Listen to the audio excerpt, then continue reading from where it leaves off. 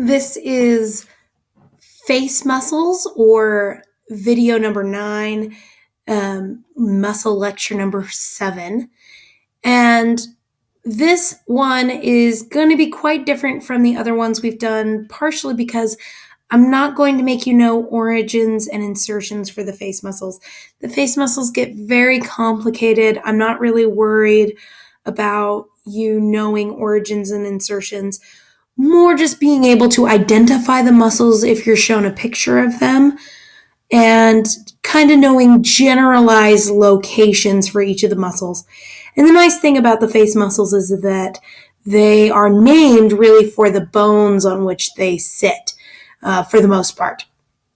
So they're really kind of easy to remember, but you do still need to know actions. And there are also some kind of fun nicknames from face muscles, and I'll be going through those as well.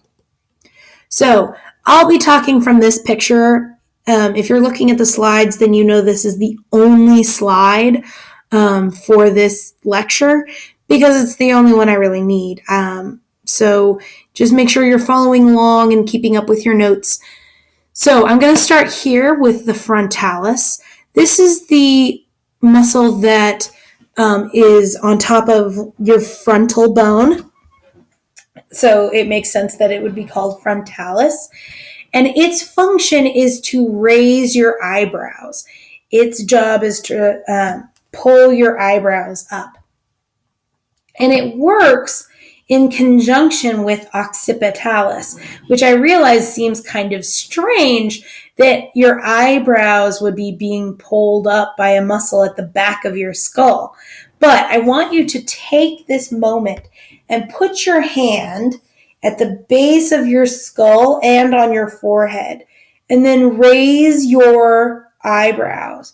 And you should feel some flexion at the back of your skull. You should feel some contraction of the muscle there. And that the reason that these muscles are able to work in conjunction with each other, occipitalis back here on top of the occipital bone and frontalis up here on your frontal bone, is because of this cranial aponeurosis.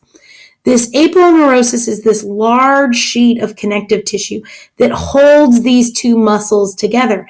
And they actually work as almost one muscle because of this cranial aponeurosis. So now I'm going to work my way down the face. Next is orbicularis oculi, and that's this one right here. And it's in charge of winking and blinking. It's the one that closes our eyelids. It is a circular muscle, and as you can see from the picture, that's where it gets this obic part for its name. That is very close to orbit or circle. So that's how it gets its name. Oculi refers to the eye. Zygomaticus. The zygomaticus actually has 2 heads. You can see they've split the pointer lines here. Here's one head of the zygomaticus, and here's the other. The zygomaticus is in charge of pulling at the corners of your lips to form a smile. It's the prime mover for smiling. And it's on top of that zygomatic process that you had to label on your skull. Next, we have the buccinator. It's right down here. The buccinator is really cool because it's what allows you to suck in your cheeks. So if you pull in your cheeks, you're using your buccinator. And this muscle is unique to mammals. We are the only animals on Earth that have the buccinator, and it's what allows us to suckle. Because it forms our cheeks, we can suckle and we can create a sucking motion inside our mouth in order to breastfeed from mammary glands. It is also sometimes called the trumpeter's muscle because it's really responsible for helping get those lips in the correct position to use a trumpet.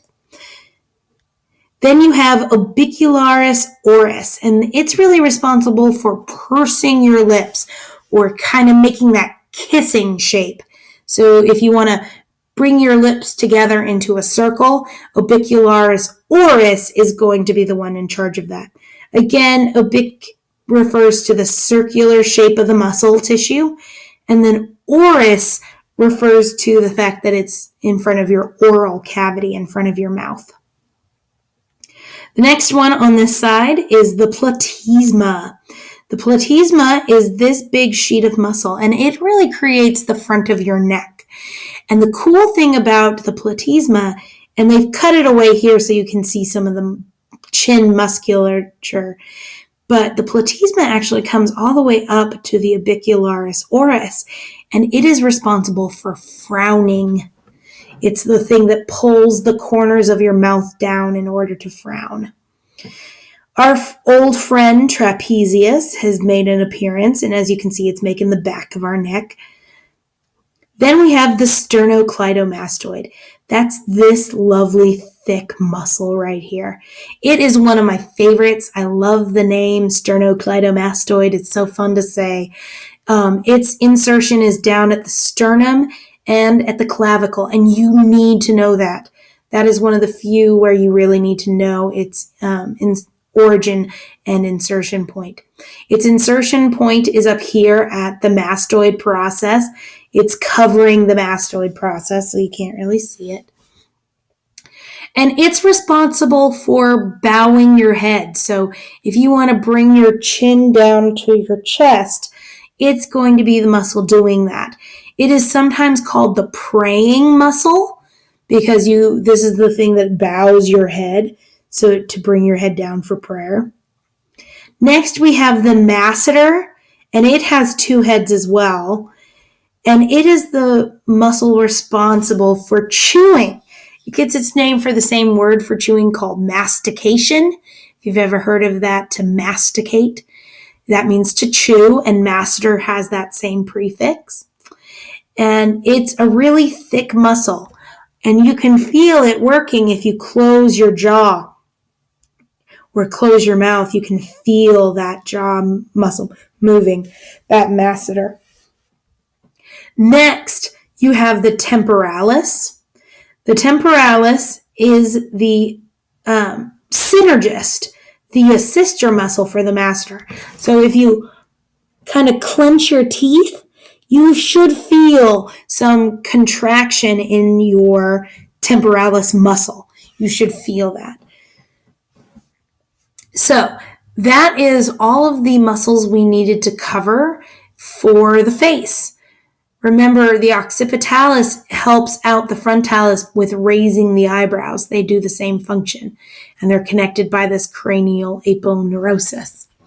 And we talked about the trumpeter's muscle, which is the buccinator, and we talked about the kissing muscle, which is the orbicularis oris. We talked about the zygomaticus, which is responsible for smiling, the platysma, which is responsible for frowning. We talked about the muscle responsible for blinking, which is the orbicularis oculi, and of course raising and lowering the eyebrows, which is the frontalis and the occipitalis, connected by an aponeurosis. And that is the end of our muscle unit. We will not be dissecting the cat's face. The muscles are really small and hard to see, and this will just be a quiz you will have to take over the face muscles.